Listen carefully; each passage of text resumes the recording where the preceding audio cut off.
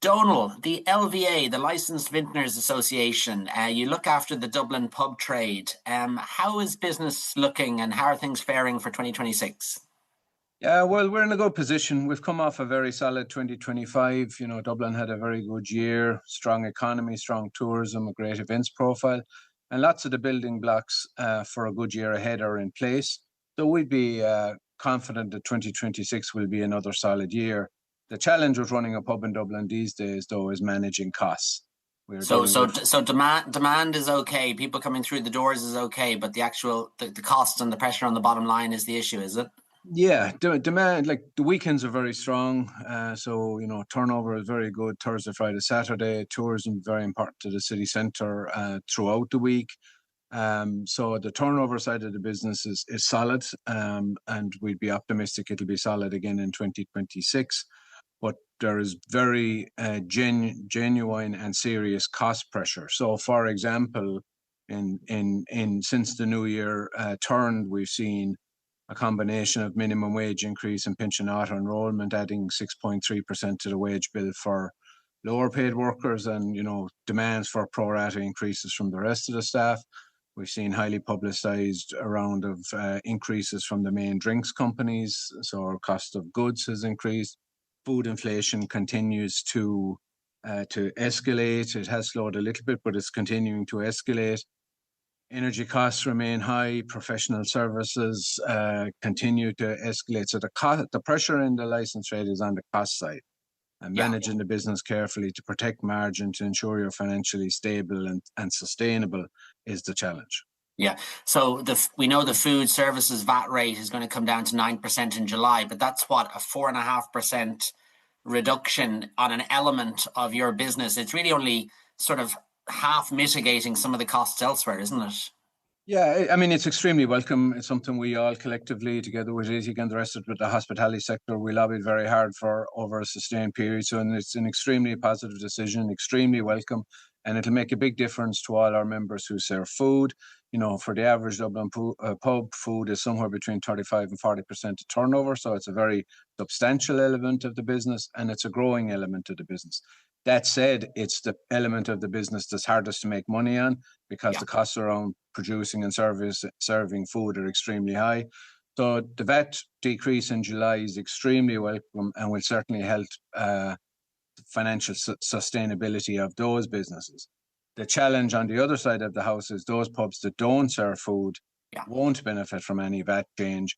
And one of our asks and one of our priorities for 2026 will be around an excise decrease Yeah. to support the wider on-trade and drinks industry. And talk to us a little bit about the excise, because if a pint of Guinness costs just €6 or whatever, a huge chunk of that is going right back to the Exchequer and excise, isn't it? It's very high compared to European Yeah, peers. so we essentially have the highest excises in Europe and have had them for the last 40 years. It's very weird for us in this scenario. Now, Irish alcohol consumption has fallen back to European norms. We're drinking like the rest of Europe, yet we still face these penal excises. When you put the excise and 23% VAT on alcohol together, the government is getting 30% of every drink we sell. So it is a ferocious tax burden on the sale of alcohol. We will be lobbying very hard next summer and next autumn, running into the budget, for an excise decrease to support pubs, obviously, given their labour intensity. It's not like the off-licence sector, Absolutely. given their role in Dublin and right across the country in terms of community, in terms of tourism, in terms of sustaining local communities. The case, we think, is strong, and we'll continue to make that. Yeah. And there is a case, isn't there, for like simplifying the licensing regime? And I know there was a sale of alcohol bill that was talked about in the previous government. I think it's in the current programme for government. But that seems to have stalled, or what's within that you would like to see progressed? Yeah, so we lobbied during the programme for government formation talks to include the sale of alcohol bill, and we were pleased to see it in the final programme for government. That said, we've been advised by government to medium-term priority, not in the near term, but it remains very important for us and something Yeah. we'll continue to push for. In simple terms, it's really important because it standardises trading hours for regular pubs, so it just becomes 10:30 a.m. to 12:30 a.m. the following day, 7 days a week. But critically, it gives late bar operators and nightclub operators the opportunity for later trading on a more sustained basis. The current special exemption order system is ridiculous. It's Yeah, ferociously expensive, €205 per night. You can only apply for 4 to 5 weeks of exemption orders at a time. You have legal costs on top. It's a ridiculous system, tying up guard in court time, waste of everybody's yeah, energy. So the case to do it is overwhelming. The government have the bill more or less drafted, but they haven't so far brought it forward. We do think one of the things that's been lost here is the voice of the customer and the voice of young people. And when you see, street protests outside the Hoxton over the threat to close Yamamori, it just tells us and should tell everybody that there's a clear customer demand for late trading, for late night socializing. And in our capital city, that's something we want to provide. So we'll continue to engage with government over the course of this spring to try and bring that bill forward, because for the long-term health of the nightlife, diversity in our nightlife in our capital city is very important. yeah, I couldn't agree more. And in terms of the old bugbear, Donal, insurance, it's always been a real headache for the broad tourism and hospitality industry. There has been progress, I know, in terms of reforms and stuff, but are pubs feeling it? No, not yet. We must acknowledge that the government have delivered a lot of reforms over the last 5 years. The policy framework around insurance is now far more conducive to the Yeah, insurance sector. But unfortunately, we have seen no reduction in public liability premiums whatsoever. It's a huge issue for every pub, but it's a particularly serious issue for late bars and nightclubs. Their premiums are through the sky. So one of the priorities for us over the lifetime of this government is to ensure that those reforms deliver benefits in terms of lower premiums, because it seems to us that the insurance industry and the legal industry have consumed all the benefits of reform to date. yeah. And another issue I always recall is that of taxis, particularly sort of late night taxis, which are important to the late night economy, but just to the general pub trade because of obviously drink driving laws and the rest. Where are we on that front? No, well, we're involved with the Taxi for Ireland coalition. We were very pleasantly surprised by the recent support from the Consumer and Competition Protection Authority, CCPA, recommending the introduction of Uber Bolt style platform sharing ride hailing as we see in the continent. We think that's absolutely the way forward. It is a shocking stat that there are less taxis in Ireland today compared to 20 years ago, despite the growth in the population, despite the growth in the economy and recovery in tourism. Um, we are middlingly well served in Dublin during the daytime. We are poorly served in Dublin post midnight. So the late night economy from midnight to 3 a.m., Thursday, Friday, Saturday, certainly has challenges. And clearly, when you go outside Dublin, when you go to provincial Ireland, the other cities in rural Ireland, taxi availability is disastrously. So, it's very important that Minister Darragh O'Brien recognises this problem and acts. I think there's clear agreement by everybody. We have a shortage of taxis, but we now need government action to address this. Your focus is obviously Dublin.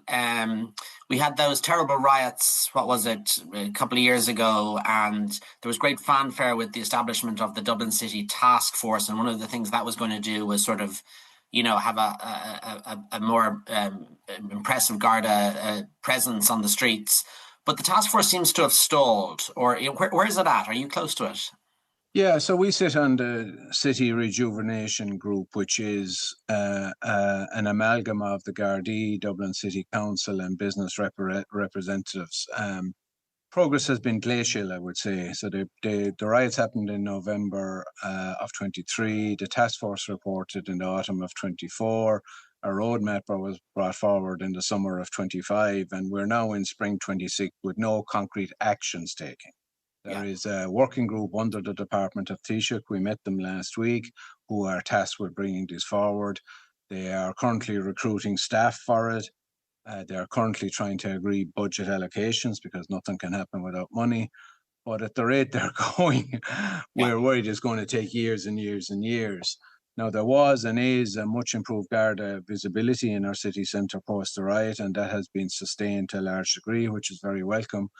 But, strategically, long-term investment in the heart of our capital city in terms of its public realm, in terms of critically, we think, allowing more residents or, facilitating more residents to live in the city in terms Yeah, of dereliction, in terms of street cleanliness, in terms of investment in the public realm, in terms of the lowering of concentration of services for vulnerable people in the city centre. They are all hugely important tasks. yeah, The task force was very interesting from this perspective. There was universal support of its recommendations. There was yeah, no naysayers. Everybody agreed it was warranted. Everybody agreed it makes sense, but progress had been shockingly slow. yeah. And we remain very concerned by that. Yeah, which is very frustrating. Um, Dublin is so important to Irish tourism, and I remember a few years back, ITIC did a report, and I think the pub nearly came out as the number one visitor experience for the tourist. How important are tourists, international tourists, and indeed people from outside of Dublin who come to Dublin on holiday? How important is that to the pub trade in Dublin, to your members? Oh, it's hugely important. It adds much welcome business right throughout the week and more or less right throughout the year. Our city centre is hugely dependent on it. Our suburban members less so, but our city centre, it's Yeah, critical. Depending on the time of years, anywhere between 20 and 35% of turnover in any given week can be to yeah, international tourists. So it's a huge part of the business. We think the Dublin pub, the Irish pub, is a differentiating factor for Ireland when yeah, competing for tourists. We see the exit surveys with Tourism Ireland that show that the pub experience ranks right up at the very top of what people remember and enjoy and love about their visit to Ireland. It's something authentic and real. The pubs with the yeah, history, the pubs with the heritage are real. They're not manufactured or fake in any way. And we think it's something that should be even more higher profile in terms of the promotion of Dublin and the promotion of yeah, Ireland as a destination. y- So, our people come across as one of our biggest assets, and obviously we recognise that. But where tourists engage with Irish people a lot is in the pub, Irish yeah, staff, completely. um, other Irish customers, and that lots of times provides memorable experiences, something different, something you can't experience in other countries. We're very proud of our pub culture in Dublin, and we wanted to see it continue to be promoted Yeah. strongly.